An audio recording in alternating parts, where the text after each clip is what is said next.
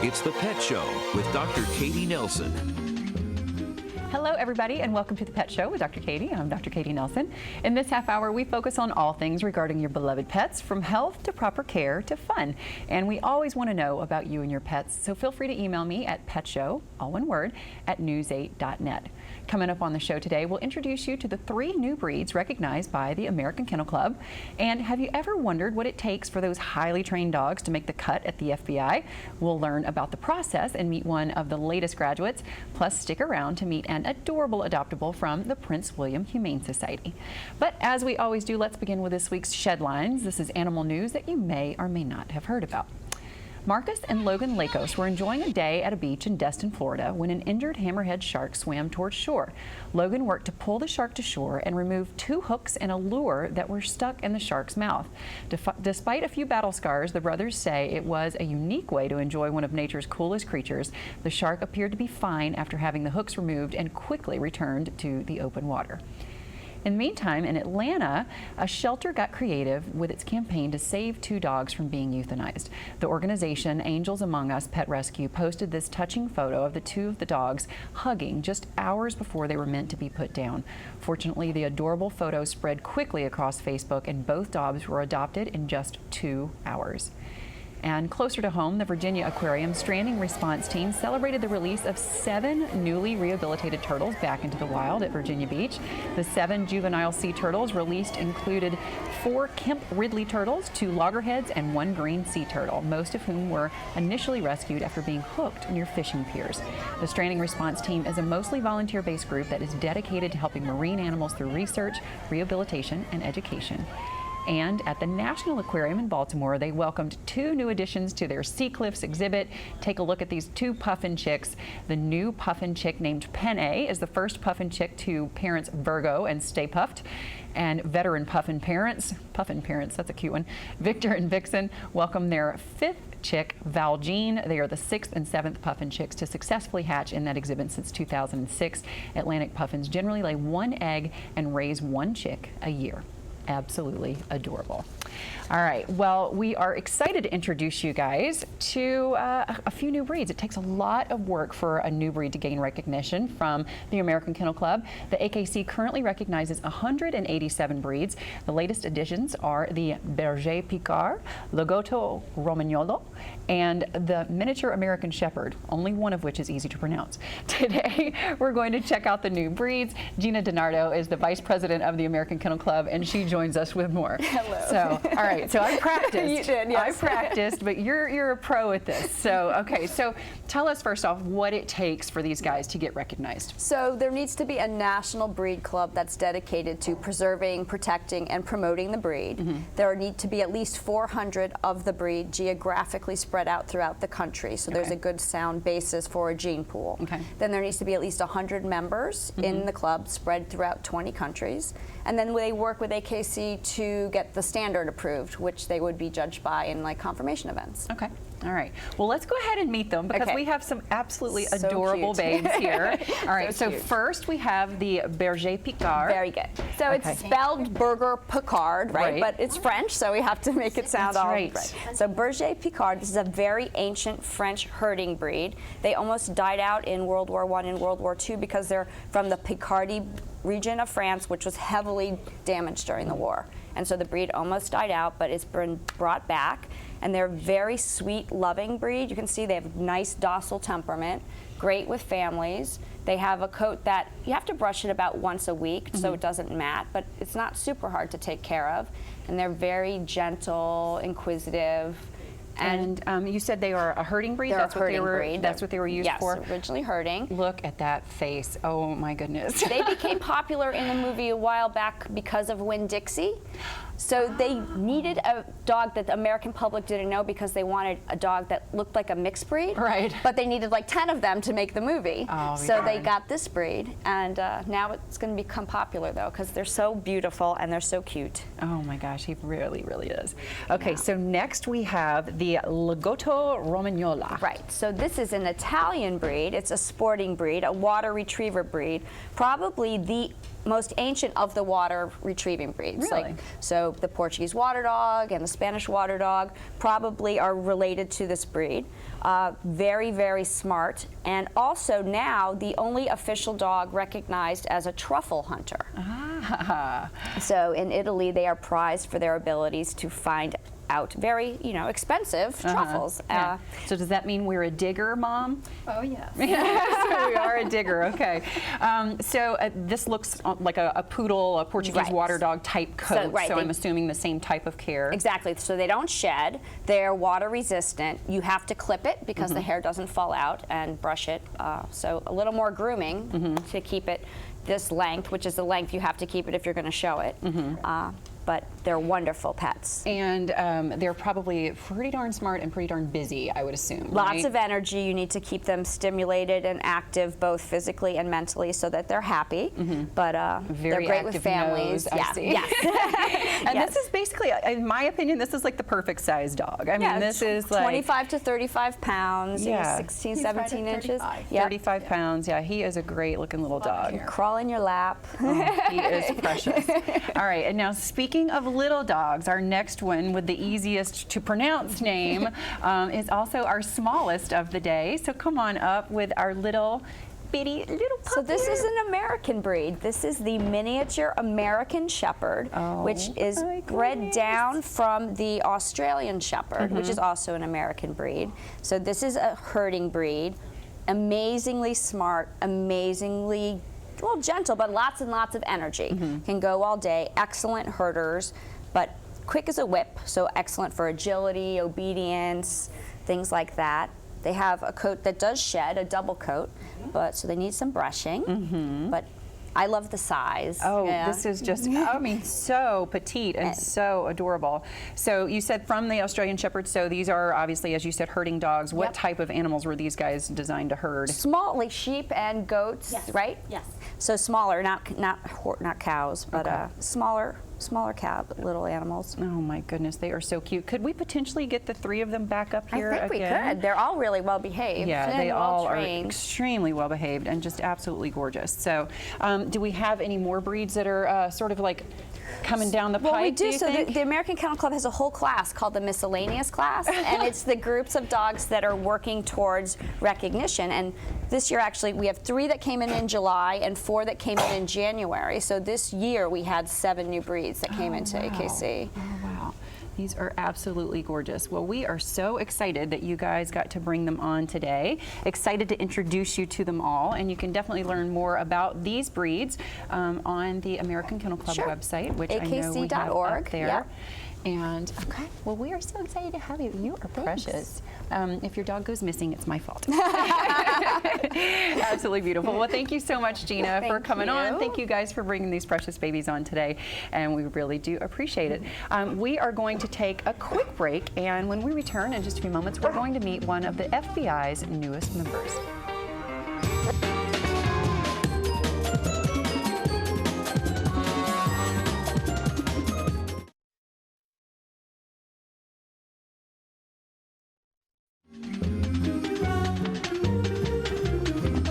Well, the FBI employs some of our nation's most intelligent and brave men, women, and of course dogs. The canines perform a variety of duties, including screening vehicles and packages for explosives. And they're also used at high-profile events such as the Olympics and Super Bowls.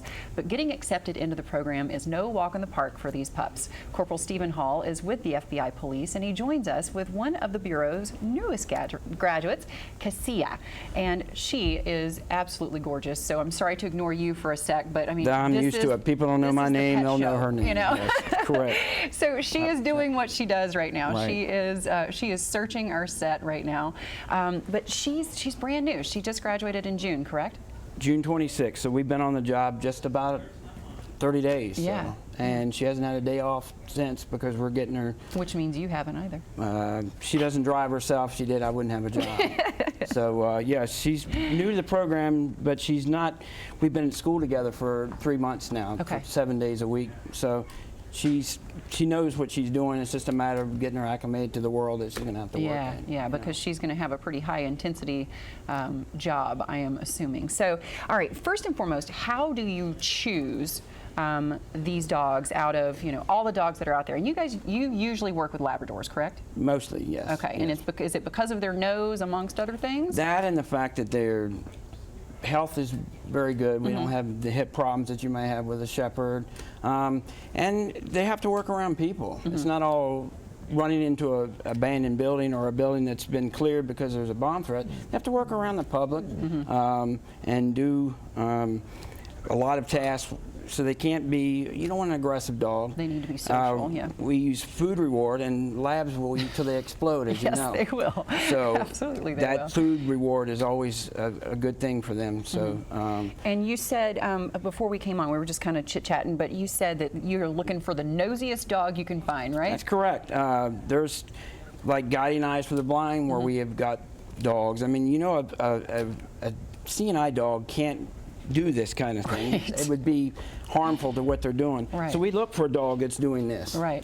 We look for a dog that's climbing under a car or going into a trash can because they smell something. That's what we want, because that's what they're going to be doing their whole career. Right. So something very high drive. Right. And now, when you pick out this dog, you wait until they're about a year for them to start working, correct? Yeah, because any less than that they're just too much puppy, and that year is like a golden age that they suddenly just clicks to them, and then because they're going to be pretty much working the rest of their life after that. Yeah. So a year is a good age. Okay. And you guys start with training them, as you were saying, and you were saying to me 19,000 scents that these guys are familiar with in combination. In combination, yes, because they train on the purest forms of all the families of explosives out there, and it doesn't matter what country it comes from, it still has the basic components. So in all those combinations, it's probably more than 19,000, because people keep adding new things for us to try to find. So, over 19, yes. Wow, that is just absolutely dumbfounding to me. So, all right, so she's going to go to work with you every day. She works until she's approximately 9 years old. Correct. Okay, and they stop at 9 because of why? We used to stop at 10 and 9.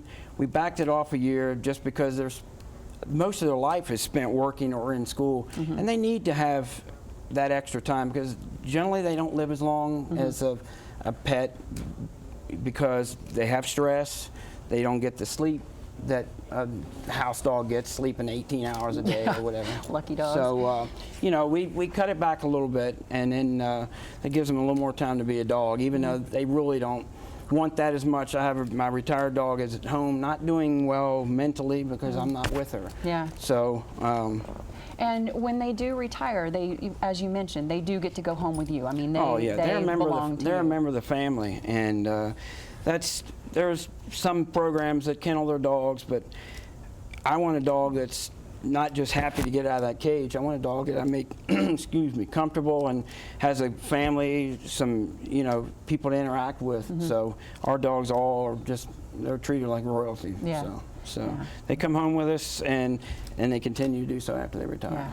Well, we are so thankful to have you as well as them out there on the streets keeping us all safe. And who knew that such a gorgeous, sweet girl as this was able to do 19,000. Can I stress that? 19,000 cents. That is just wild. So, like I said, we do thank you for your many years of service, and her for her next 8 years of service. She'll be out there keeping you safe. Well, we certainly do appreciate having you guys out there. Right, and we appreciate having you guys on the show and coming in to talk Appreciate you about this having today. Okay. All right, everybody, keep it right here. There's a lot more ahead on The Pet Show.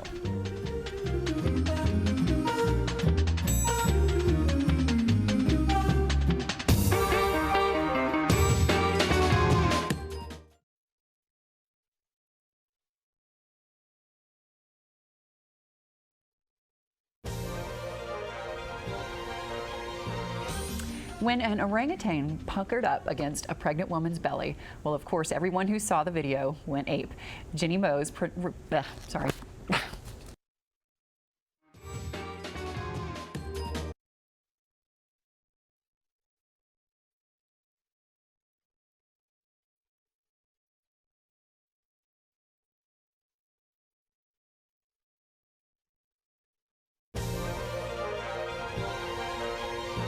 When an orangutan puckered up against a pregnant woman's belly, well, of course, those who saw the video went ape. Jenny Mose reports on a belly-kissing primate. Consider this pause pregnant. Yes, this really is an orangutan at the Colchester Zoo in England, kissing a pregnant woman's belly twice.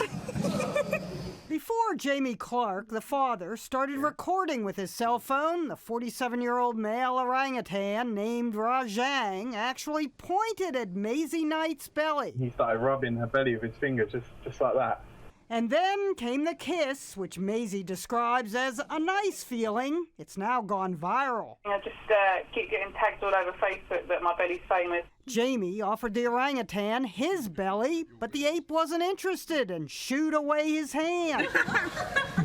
But pregnant women have repeatedly caught his eye, posted one, "This is also how I found out I was pregnant. He kept kissing my tummy and pointing, so I went home, done a test, which was positive." And a mother posted her daughter's photo saying, "Rajang kept touching her pregnant stomach through the glass and didn't take his eyes off her baby bump." The zoo says that when the staff was first issued shorts, Rajang became fixated on legs and knees. He's also intrigued by cuts and bruises, so if you go visit, strip off those Band-Aids. Maisie is expecting a boy any day. You're not going to name him Rajang. No. She may be expecting, but she wasn't expecting this. Jenny Mose, CNN, New York. Oh my gosh, that is so sweet. I know whenever I was pregnant that the Papa Dog spent a lot of time with his head on my belly, so it's amazing how intuitive these creatures absolutely can be. So right now we're going to take our last break, and when we come back we're going to have an animal with a remarkable story that you just may want to make part of your family.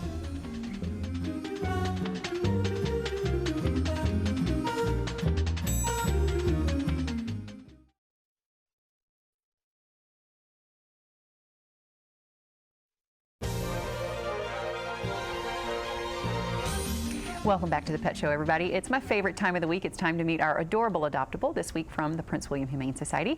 And today we welcome Ted Madsen of Sit Mean Sit, and he's brought along the adorable Nico. We're also joined by Melissa Madsen of the Warrior Buddies program, and she's brought along Dee Dee. So nice to have you guys here. Thank you. And let's not ignore our little lovely lady in pink. What is her name? We're going to be shy. She is not adoptable, nor is Dee Dee. We'll point that out right now. But let's come to little Nico, who actually is adoptable. So tell us about little man. Well, Nico is primarily Pomeranian. He was a owner dropped him off at the shelter. And he's about 1 year old. He's great around people, great around other dogs. A little bit shy, but otherwise is a fantastic dog. He is absolutely precious. He's not neutered yet. No. But he will be neutered whenever he is adopted, before he goes home. And was it just him, or were there two of them? There were two. There's also a red one, yes. Okay. And is that little one still up for adoption as well? Yes, although exhibiting some behavior issues that need to be worked on. Okay, so we're going to work on that before we go home. So, all right. Well, he is absolutely precious. If you guys are looking for a little bitty Pom to take home with you, I think he is an awesome little guy. And he's done really well with all of the other dogs that have been here as well today. So he's done very, very well. So, okay, so Sit Mean Sit. We have a big dog here in a big vest. Yes. Tell us what this guy, what Miss Dee Dee here is doing. What is she in training for? So Dee Dee is in train right now to be a therapy dog. Okay. So what we've done is we've partnered her with her Warrior Buddy. She's doing really, really well. She's been with him now for a few months. She is going through the training process at this point. So she's done her canine good citizenship test. She passed with flying colors. That's she did wonderful. And so now we're into our therapy realm. So we're doing elevators and escalators. We're taking her out in public into malls and grocery stores and getting her around as many people as possible, encouraging the petting, and getting her comfortable being in that kind of environment. And she's doing really well. That's amazing. And she was a shelter pup. Correct. Yeah, from Prince William.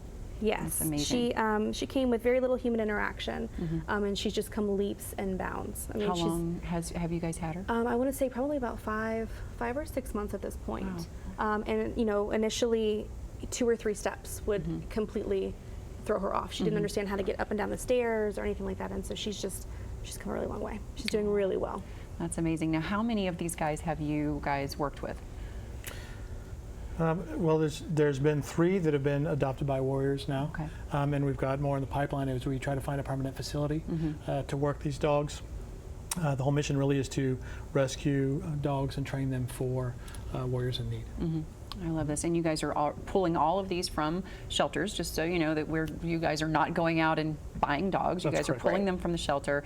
And you know, we talked with the FBI gentleman earlier about what they look for in the dogs that they choose. Now, he wants the nosiest of nosy dogs and the busiest of busy dogs. But what is it that you guys look for in these shelter pups? Well, for one, because we're committing them to a Warrior for a good portion of their life, we want to make sure, one, that they're relatively young. Older dogs you can train, but they don't have the same serviceable time. We're looking for pretty good demeanor, not ultra-reactive to people or other dogs. A dog that initially doesn't necessarily have to respond well to commands, but just has to have kind of a good, relatively calm demeanor. And then we can bring that dog around to be a great Pretty much exactly opposite of what the FBI is looking for. That's right. Pretty much. Different purposes. Absolutely, absolutely. Well, I want to thank you guys for doing everything that you do. You can find out more about the Warrior Buddies program. We have the website right there, pwhumane.org, and I'm assuming through Sit Means Sit as well, correct? Correct. That's correct. Okay. And if you guys are interested in adopting adorable little Nico here, you certainly can find more info on him on the PW Humane website as well. Thank you all so much for joining us. Dee Dee, great job, sister. Yeah, she's like, yep. And little Miss Ellen Sophia, we're very happy that you came and joined us today on the Pet Show as well. Okay. All right, you guys. Well, thank you all so very much for coming out today. I hope you guys enjoyed the show today. I certainly did. We had lots of adorable pups, lots of adorable peeps, and thank you so much for watching. I'm Dr. Katie Nelson. Please don't forget to send us your questions to petshow@news8.net. You can follow me on Twitter @Dr. Katie Nelson. And as always, please check out our Facebook page. We're going to leave you with this week's Fur Fix. Right here in D.C., the National Zoo gave Mei Zhang her own special cake to celebrate the giant panda's 17th birthday. We're so happy to have her here. We'll see you guys next week.